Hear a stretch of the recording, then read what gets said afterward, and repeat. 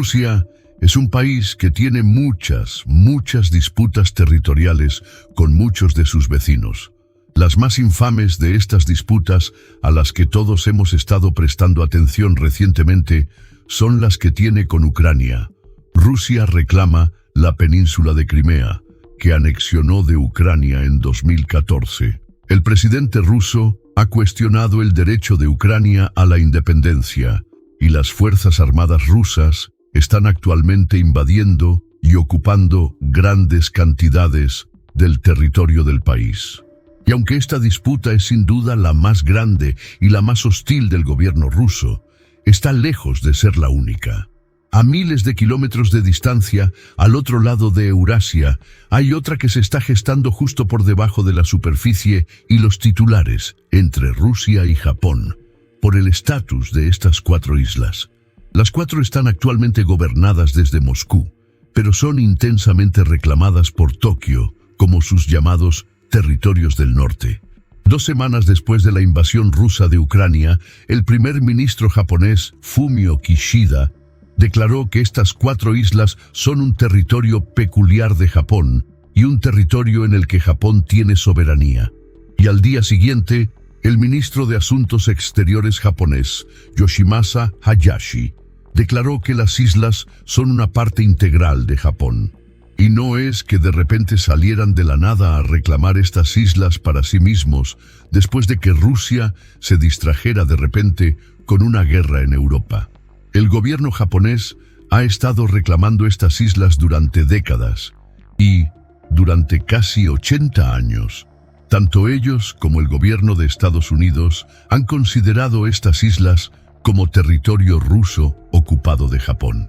Y lo que es aún más descabellado es que, debido a que consideran estas islas ocupadas, los japoneses y los rusos nunca, en casi 80 años, han llegado a firmar un tratado de paz formal que ponga fin a la Segunda Guerra Mundial entre ellos. Lo que significa que, legalmente hablando, la Segunda Guerra Mundial sigue en curso entre Rusia y Japón por el estatus de estas pequeñas islas. Y en respuesta a las sanciones económicas de Japón tras la invasión de Ucrania, Rusia ha anunciado que ahora se retira por completo de todas las conversaciones de tratado de paz con Japón que se han estado llevando a cabo durante casi 80 años. Entonces, ¿qué tienen de especial estas pequeñas islas entre ellos que cada uno considera tan valiosas? ¿Por qué han impedido la paz entre ellos durante tanto tiempo? ¿Y quién de ellos es realmente el legítimo controlador? Para responder a esas preguntas, tenemos que retroceder un poco el reloj hasta mediados del siglo XIX. En esa época, Japón acababa de salir de un período de más de 2 siglos y medio de aislamiento total del mundo exterior y estaba trasladando colonos y soldados a los territorios del norte de Hokkaido y la cadena de islas Kuriles. Mientras, los propios colonos y soldados del Imperio ruso estaban invadiendo las costas del Pacífico Norte, la isla de Sajalín y las islas Kuriles también. Las relaciones diplomáticas formales entre el Imperio ruso y el shogunato Tokugawa de Japón se establecieron por primera vez en 1855, en gran parte como una forma de resolver sus intereses coloniales conflictivos en las Kuriles. Como resultado, firmaron el Tratado de Shimoda, que dividió las islas Kuriles a lo largo de esta línea, con los rusos controlando todas las islas al norte y los japoneses controlando las 4 islas al sur, que llamaron Etorofu, Kunashiri, Shikotan y las islas Habomai, las 4 que están actualmente en disputa hoy. Al mismo tiempo, el tratado establecía que la cercana isla de Sakhalin, o Karafuto, no se repartiría entre ellos y sería gobernada conjuntamente como un condominio ruso-japonés. Luego, 20 años después de ese tratado, en 1875, Rusia y Japón llegaron a un nuevo acuerdo en el Tratado de San Petersburgo. Básicamente, acordaron que Rusia obtendría el control total de Sajalín a cambio de que Japón obtuviera el control total de todas las islas Kuriles. que se extendían hasta la península de Kamchatka en la Rusia continental.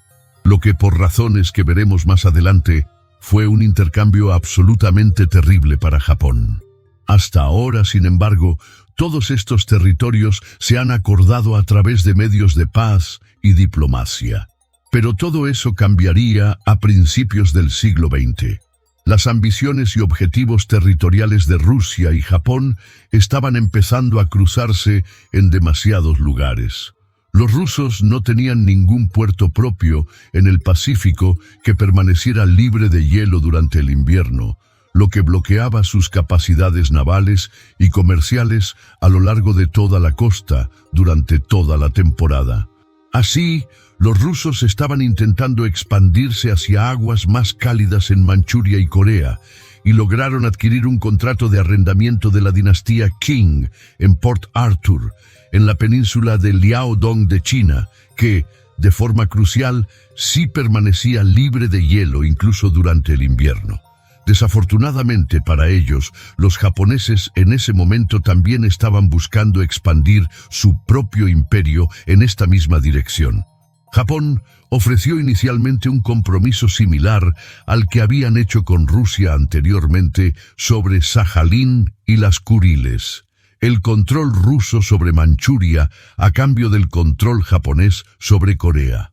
Pero esta vez Rusia se negó y ofreció solo una división de Corea con Japón a través del paralelo 39, solo un grado al norte de lo que finalmente se convertiría en la línea divisoria entre Corea del Norte y del Sur hoy.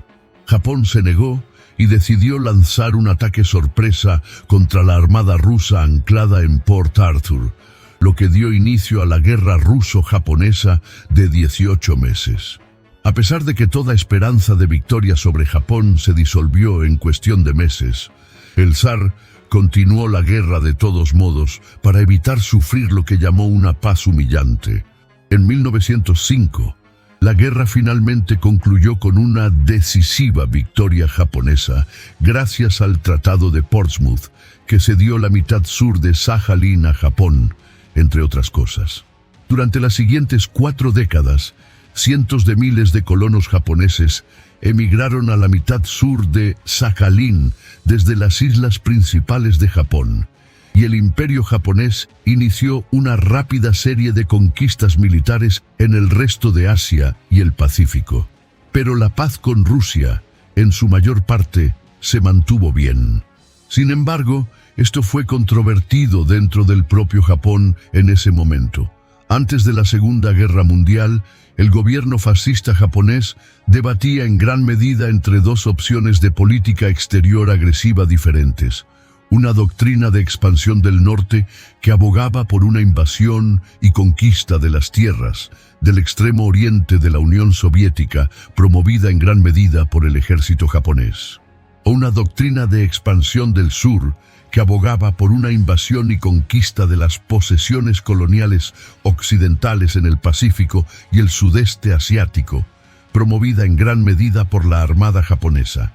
Antes de que se llegara a una decisión en cualquier sentido, millones de soldados japoneses y soviéticos se enfrentaban entre sí a través de la frontera de la Manchuria, ocupada por Japón y el extremo oriente ruso, anticipándose a los movimientos del otro y ocasionalmente llegando a las manos. Pero en abril de 1941, los japoneses y los soviéticos firmaron un pacto de no agresión de 5 años. Y luego, solo 3 meses después, los aliados occidentales en los Estados Unidos impusieron un embargo total de petróleo a Japón. Esta acción fue fundamental para influir en el curso de los acontecimientos mundiales, porque las islas de origen japonesas son increíblemente estériles de recursos energéticos de combustibles fósiles, como el petróleo o el gas. Y en el momento de la guerra, más del 80% del consumo de petróleo de Japón se importaba. Sin el petróleo, la maquinaria de guerra de Japón en China se habría quedado rápidamente sin combustible. Y así, finalmente decidieron atacar usando la doctrina de expansión del sur hacia las islas de las Indias Orientales holandesas, la actual Indonesia, que en ese momento se sabía que tenían grandes cantidades de reservas de petróleo. Pocos sabían en ese momento que algunas de las mayores reservas de petróleo del mundo se encontraban en realidad justo al norte, en la isla de Sajalín, una isla de la que ya controlaban toda la mitad sur. Hay más de 5 veces más petróleo en estas reservas que en la totalidad de Indonesia combinada. Pero por supuesto, los soviéticos tampoco eran conscientes de nada de eso en ese momento, ya que no se descubriría y desarrollaría hasta mucho más tarde, en la década de 1990. Si Japón o los soviéticos hubieran sabido de estas reservas en ese momento, podría haber influido mucho en la toma de decisiones de sus militares para seguir la estrategia de expansión del norte en la Unión Soviética en su lugar, con una historia alternativa impredecible. Pero así no es como fueron las cosas. En cambio, Japón atacó Pearl Harbor y fue a la guerra contra América, Gran Bretaña y los otros aliados occidentales, mientras que la Unión Soviética luchó contra la Alemania nazi y Europa. Pero nunca se enfrentaron directamente hasta los últimos momentos de la guerra. Se suponía que el pacto de no agresión que habían firmado duraría hasta el 6 de abril de 1946. Pero en abril de 1945, mientras el Ejército Rojo se acercaba a Berlín y Europa, los soviéticos renunciaron repentinamente al pacto.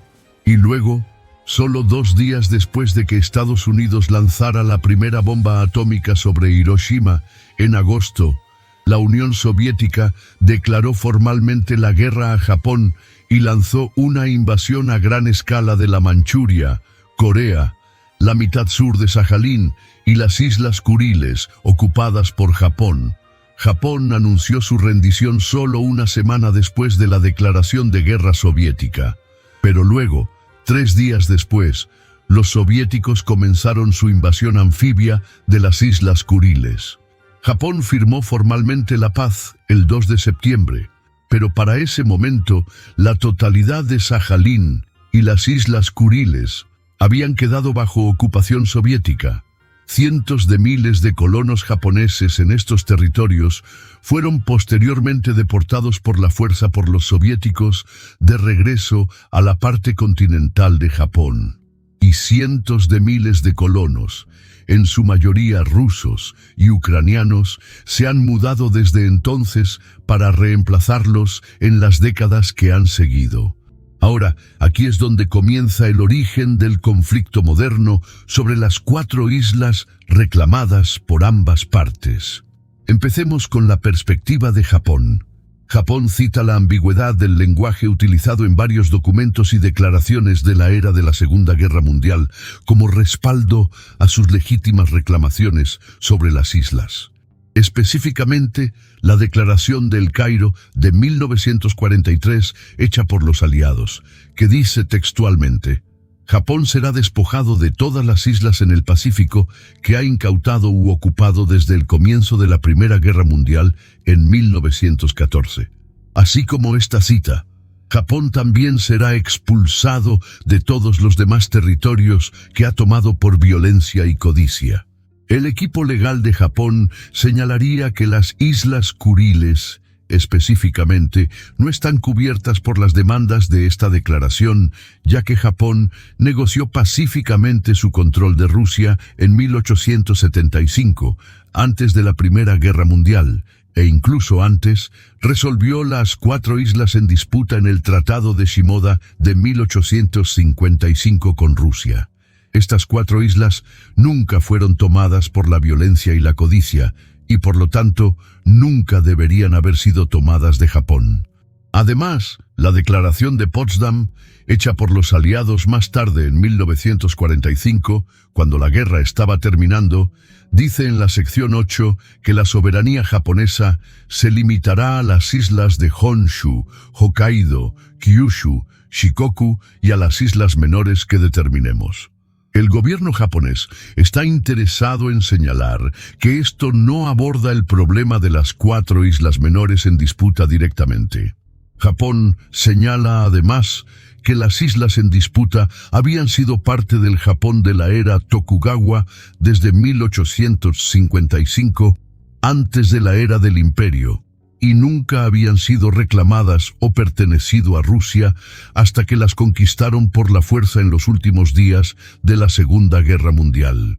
Y en ese punto, los japoneses señalan además que la declaración de guerra de la Unión Soviética en 1945 fue una violación del pacto de defensa previamente firmado entre ambas naciones que legalmente se suponía que estaría en vigor hasta 1946. Y como tal, la invasión y ocupación soviética fue ilegal. Finalmente, Japón firmó el Tratado de San Francisco en 1951, que puso fin al estado legal de guerra entre ellos y los aliados occidentales. El artículo 2C de este tratado hizo que Japón renunciara a todos los derechos sobre las Islas Kuriles, pero el tratado tampoco reconoció nunca la soberanía soviética sobre ellas. Y los japoneses insisten en que las islas de Torofu, Kunashiri, Shikotan y Habomai no son geográficamente parte de las Islas Kuriles, y por lo tanto no forman parte de este acuerdo. Y además, ni la Unión Soviética ni Rusia han firmado nunca el Tratado de San Francisco de todos modos. Muy bien, ahora pasemos al punto de vista de Rusia. Rusia argumenta que, en primer lugar, las islas en disputa son, de hecho, geográficamente parte de la cadena de Islas Kuriles y que la afirmación del gobierno japonés de que no lo son es simplemente una táctica utilizada para mejorar su propia reclamación. Y esta afirmación no está respaldada por ninguna geografía o historia básica. En segundo lugar, Rusia cita el Acuerdo de Yalta de 1945, en el que los aliados occidentales prometieron explícitamente a la Unión Soviética el control de las Islas Kuriles a cambio de que los soviéticos declararan la guerra a Japón. Lo que los rusos argumentan que geográficamente incluye las 4 islas en disputa. Sin embargo, el equipo legal de Japón se apresura a señalar que nunca fueron parte del Acuerdo de Yalta y nunca aceptaron o firmaron ninguno de sus términos. Además, desde la perspectiva de Rusia, están las personas que realmente viven en las islas en disputa hoy. Las 4 islas son ahora el hogar de aproximadamente 19.000 personas, la abrumadora mayoría de las cuales son rusos, étnicos y ucranianos, que apoyan abrumadoramente seguir siendo parte de Rusia, según lo demuestran encuestas tras encuestas. Esto es, por supuesto, después de que los soviéticos deportaron por la fuerza a la totalidad de la población étnica japonesa de las islas después del final de la Segunda Guerra Mundial y los reemplazaron con eslavos étnicos. Y por supuesto, Rusia controla las islas hoy y las ha controlado durante casi 80 años desde su invasión en 1945. Así que, obviamente, la cuestión de quién debería controlarlas legítimamente es bastante complicada legalmente, y las décadas de negociaciones sobre esta misma cuestión se han estancado de forma bastante comprensible, ya que ninguna de las partes ha estado dispuesta a ceder mucho terreno. En 1956, los soviéticos ofrecieron a los japoneses las 2 islas más pequeñas de Habomai y Shikotan, a cambio de su reconocimiento del control ruso sobre las 2 islas más grandes y un tratado de paz formal que pusiera fin a la Segunda Guerra Mundial entre ellos. Pero Japón se negó e insistió en que las 2 islas más grandes también fueran devueltas. Y se han estado negando durante décadas desde entonces, porque los soviéticos y más tarde los rusos han seguido haciendo la misma oferta una y otra vez. En 2006, Vladimir Putin todavía le ofrecía a Japón la devolución de Habomai y Shikotan y un tratado de paz formal si tan solo Japón renunciaba a sus reclamaciones sobre las 2 islas más grandes. Pero Japón aún se negó y ha seguido insistiendo en que todas las islas son suyas. Y por supuesto, hoy, Tras la invasión rusa de Ucrania, el gobierno japonés ha intensificado su retórica de reclamaciones, mientras que Rusia ha desplegado más activos militares y antiaéreos en ellas en respuesta. A nivel internacional, Estados Unidos y la Unión Europea reconocen cada uno las 4 islas como territorio japonés legítimo que se encuentra actualmente bajo ocupación rusa, mientras que China las reconoce como un territorio integral central de Rusia. Y las razones se extienden mucho más allá de las reclamaciones legales e históricas, porque por supuesto, las islas tienen un inmenso valor estratégico para quien quiera que termine controlándolas. Las propias Islas Kuriles son un territorio vital para controlar desde la perspectiva de Moscú debido a la flota rusa del Pacífico con base cerca de Vladivostok, que incluye submarinos armados con misiles nucleares que son un componente central del elemento disuasorio nuclear de Rusia. El único camino posible que la flota puede tomar hacia el gran océano Pacífico es a través de los estrechos de Corea, Tsushima, Kanmon y Tsugaru, todos los cuales conducen directamente a través de puntos de estrangulamiento controlados por aliados de Estados Unidos en ambos lados, o alternativamente a través de las Islas Kuriles que sí controlan y por lo tanto pueden moverse libremente y relativamente sin ser detectados. Pero hay un gran problema con estas islas durante el invierno, cuando los estrechos entre ellas se congelan en gran medida con hielo marino y obstaculizan la capacidad de los barcos para viajar.